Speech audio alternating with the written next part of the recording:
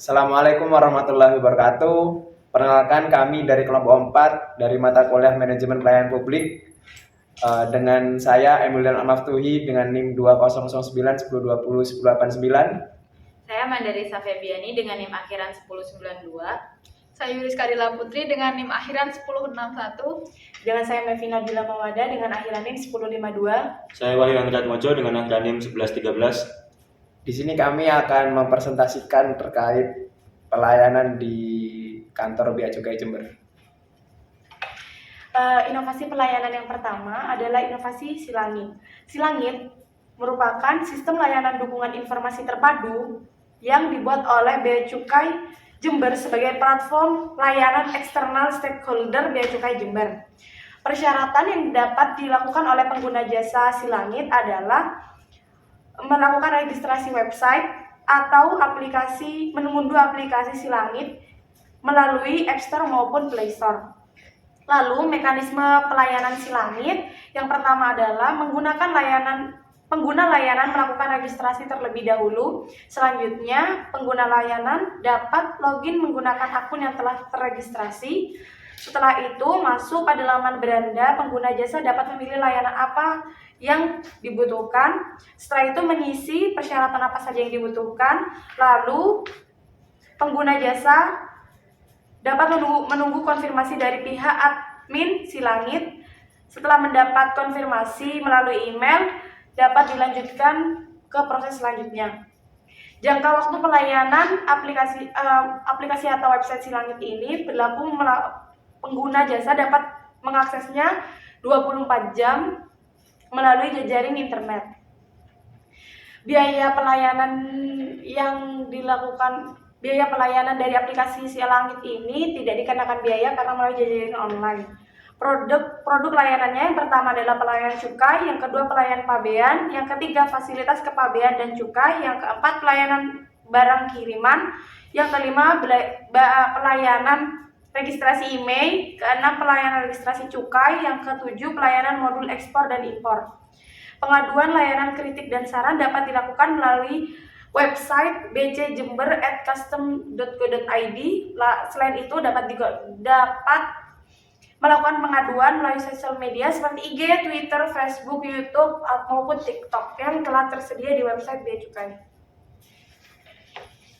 Berdasarkan keputusan Kepala Kantor Pengawasan dan Pelayanan Bea Cukai Jember di nomor KEP garis 096 garis miring WBC titik 12 garis miring KPP titik MP titik 05 garis miring 2021 tentang janji layanan pada Kantor Pengawasan dan Pelayanan Bea Cukai tipe Madya Pabean C Jember. Ini ada fakta menarik begitu karena memang dalam standarnya kalau kita mau ngomongin pelayanan terkait permohonan penetapan tarif cukai hasil tembakau untuk merek baru itu standarnya biasanya 30 hari. Di Bea Cukai Jember ini lewat peraturan ini janji layanannya hanya tertuang itu hanya 1 hari. Jadi ada percepatan begitu dalam ngomongin pelayanan di Bea Cukai Jember daripada ngomongin pelayanan di instansi lain itu. Yang pertama itu, kemudian yang kedua terkait pencabutan kembali nomor pokok pengusaha barang kena cukai. Di standarnya itu biasanya 15 hari kerja, tapi di kantor Bea Cukai Jember janji pelayanan yang diberikan itu maksimal hanya sampai 5 hari kerja.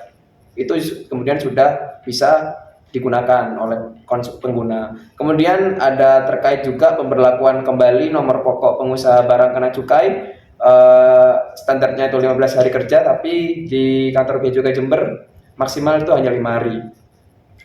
Dan kemudian banyak pelayanan-pelayanan lain yang kemudian ditawarkan oleh kantor Bea Cukai Jember dengan janji layanannya itu, yang kemudian dapat mengefisiensi waktu pengguna terkait masalah kepabeanan dan cukai. Kemudian di samping itu di dalam pelayanannya secara offline semua fasilitas juga sudah disiapkan, antara lain alat disabilitas yang kemudian disediakan, kemudian ada tempat duduk yang nyaman, dan juga kemudian ada printer, kemudian apabila kemudian pengguna akan mau membuat dokumen-dokumennya, jadi tidak perlu berbayar alias gratis. Itu mungkin pelayanan offline yang kemudian ditawarkan oleh Bea Cukai Jember. Itu. Kemudian selanjutnya ada pelayanan kepabean. Menurut UU nomor 10 tahun 95, kepabean sendiri adalah segala sesuatu yang berhubungan dengan pengawasan atau lalu lintas barang yang masuk atau keluar daerah pabean dan pemungutan biaya masuk. Jadi kepabean itu terdiri dari dua prosedur, yaitu ekspor dan impor. Adapun prosedur kepabean ekspor itu diawali dengan barang yang akan diekspor wajib diberitahukan terlebih dahulu ke kantor pabean dengan mengisi dokumen pemberitahuan ekspor barang atau PEB. Selanjutnya, pendaftaran PEB disertai dengan nomor induk perusahaan atau NIPER dan dilengkapi dengan dokumen pelengkap. PEB disampaikan paling cepat 7 hari sebelum tanggal perkiraan ekspor dan paling lambat sebelum barang ekspor masuk kawasan pabean. Dokumen pelengkap pabean sendiri itu ada yang pertama invoice dan packing list. Kemudian bukti bayar pendapatan negara bukan pajak atau PNBP. Kemudian ada bukti bayar bea keluar. Dalam hal barang ekspor dikenai bea keluar. Kemudian ada dokumen dari instansi teknis terkait. Dalam hal barang ekspor terkena ketentuan larangan atau pembatasan. Pada kantor pabean yang sudah menerapkan sistem pertukaran data elektronik atau PDE, seperti di kantor Bea Cukai Jember, eksportir atau PPJK, pengusaha pengurusan jasa kepabean, wajib menyampaikan PEB dengan menggunakan sistem PDE kepabean. Yaitu yang pertama, melakukan pelunasan pajak ekspor jika barang ekspor tersebut dikenai pajak ekspor. Penyampaian PEB ini dapat dilakukan oleh eksportir atau dikuasakan kepada PPJK. Yang kedua, pemeriksaan fisik barang ekspor dan penelitian dokumen. Selanjutnya, persetujuan dan pemungutan barang ekspor ke sarana pengangkut. Sedangkan dalam situs Kementerian Perdagangan atau kemendak.go.id disebutkan tahapan prosedur serta dokumen yang harus disiapkan adalah sebagai berikut, yaitu promosi produk ekspor. Hal ini dapat dilakukan dengan berbagai cara seperti mengikuti pameran internasional, pameran di dunia maya, dan lain-lain.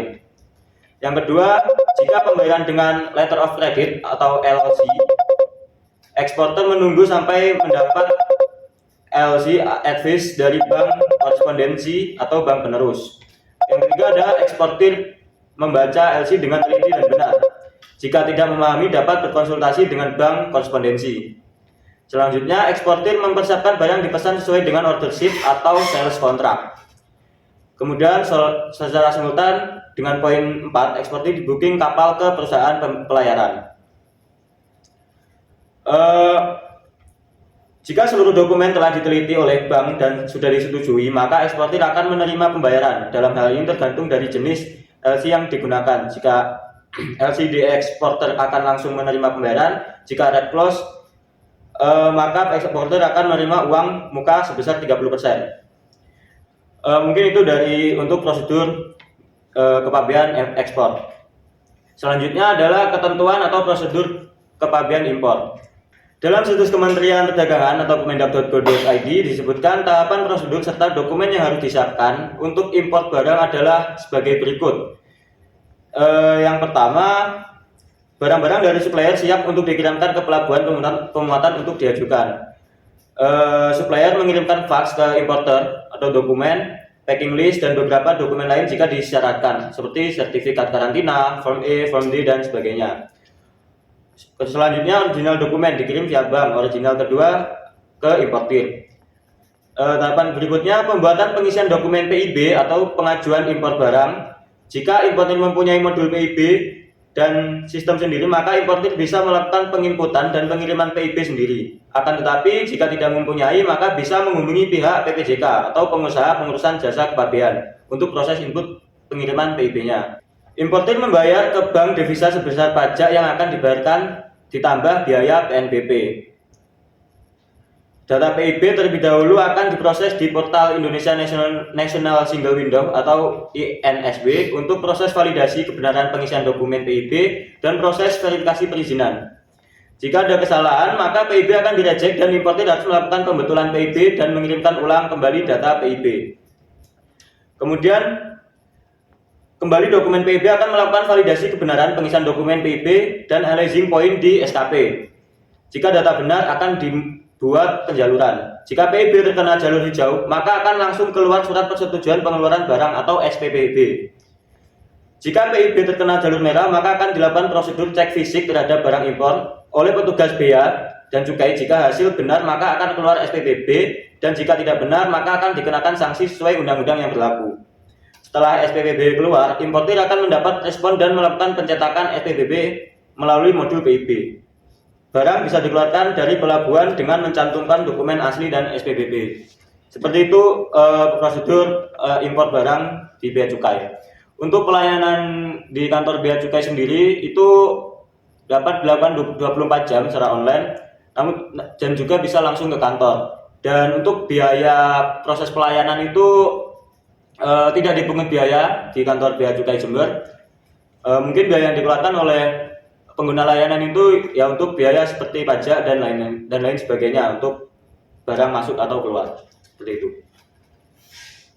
Baik, kemudian adalah pelayanan permohonan cukai. Cukai sendiri adalah pungutan negara yang dikenakan terhadap barang-barang tertentu yang mempunyai sifat atau karakteristik tertentu yang telah ditetapkan sesuai peraturan perundang-undangan.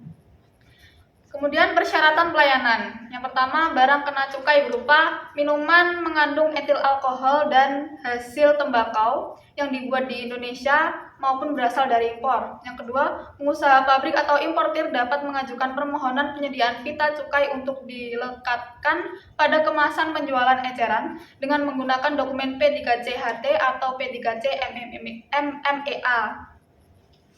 Kemudian, pita cukai hasil tembakau untuk pengusaha pabrik disediakan di kantor pusat Bea Cukai dan di KPUBC, Kantor Pelayanan Utama Bea dan Cukai.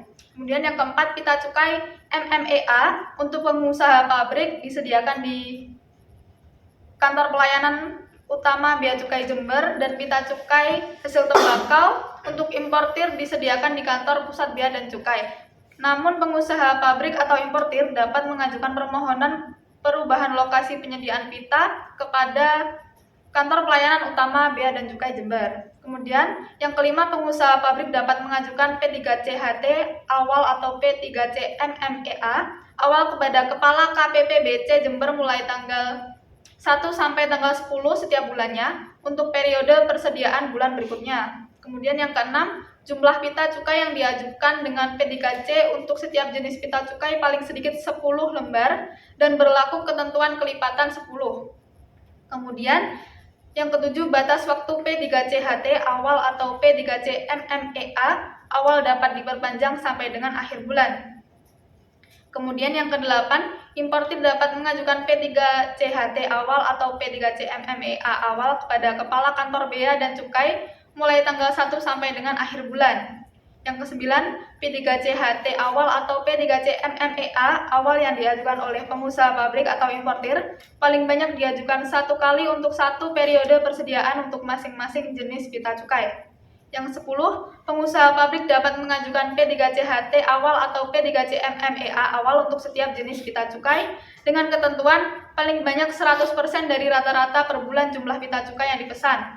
Kemudian paling banyak 100% dari rata-rata per bulan jumlah pita cukai yang dipesan dengan CK1A dalam kurun waktu 3 bulan terakhir sebelum bulan pengajuan P3C MMEA awal.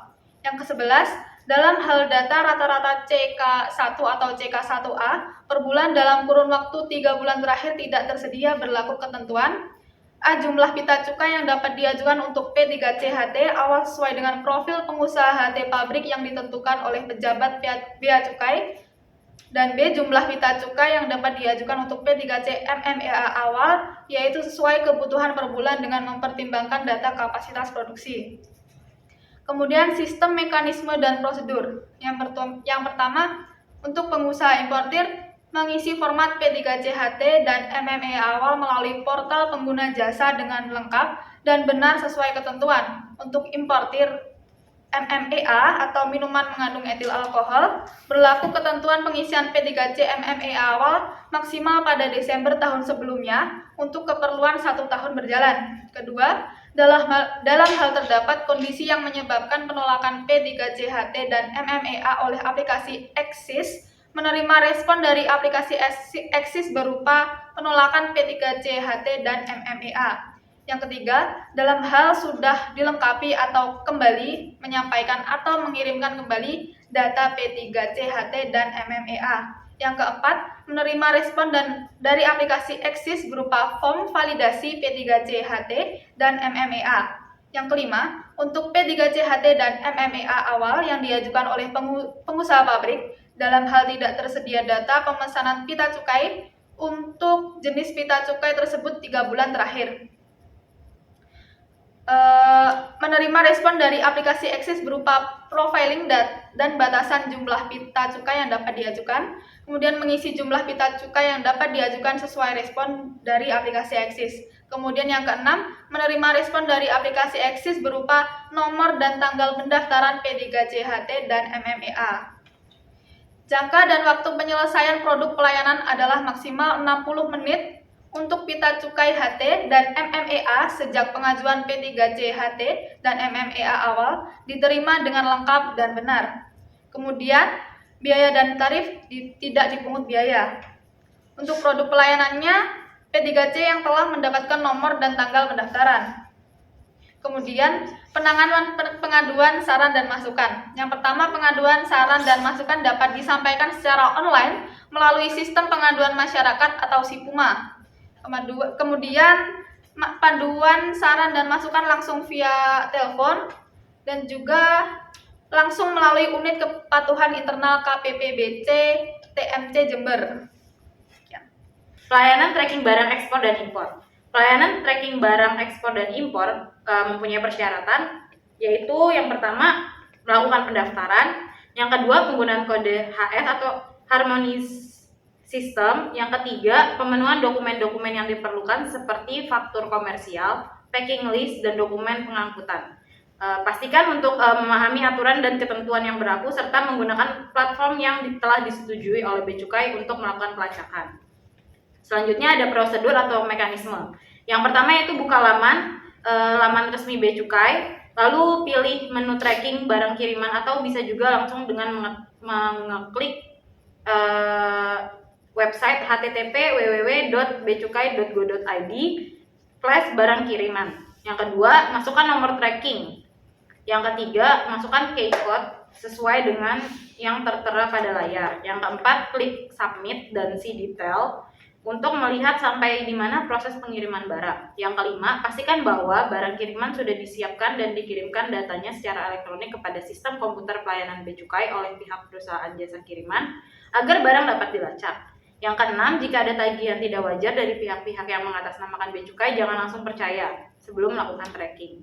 Nah, untuk jangka waktu pelayanannya itu bervariasi tergantung pada beberapa faktor, termasuk kompleksitas pengiriman, kelengkapan dokumen, dan volume lalu lintas barang. Umumnya, proses pelacakan dapat memakan waktu beberapa hari hingga beberapa minggu. Pemantauan secara real time seringkali memungkinkan, tetapi kemajuan yang dapat bervariasi. Untuk informasi yang lebih akurat dan spesifik, direkomendasikan untuk menghubungi langsung pihak Bea Cukai atau menggunakan sistem pelacakan resmi yang disediakan.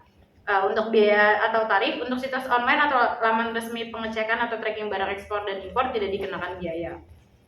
Untuk produk pelayanan, Bea Cukai biasanya menyediakan layanan pelacakan barang ekspor dan impor melalui sistem atau platform khusus yang mereka miliki. Selain itu, Bea Cukai juga dapat memberikan informasi terkait bea masuk, tarif, aturan pajak, dan persyaratan dokumen. Pastikan untuk memahami jenis layanan yang tersedia dari Bea Cukai, dan Anda dapat mengaksesnya melalui situs web resmi atau kantor Bea Cukai Jember. Terus untuk pengaduan layanan, jika pengguna mengalami masalah atau memiliki keluhan terkait pelayanan tracking ekspor dan impor Bea Cukai, dapat mengajukan pengaduan melalui kanal resmi yang disediakan oleh Bea Cukai Jember. Itu bisa menghubungi pusat layanan pelanggan atau melalui web resmi dan seperti email dan nomor yang tertera pada web resmi Bea Cukai Jember. Oke, sekian dari presentasi dari kelompok kita terkait pelayanan yang ada di kantor Bea Cukai Jember. Mungkin itu saja, kurang lebihnya mohon maaf. Kami pamit undur diri. Terima kasih. Wassalamualaikum warahmatullahi wabarakatuh.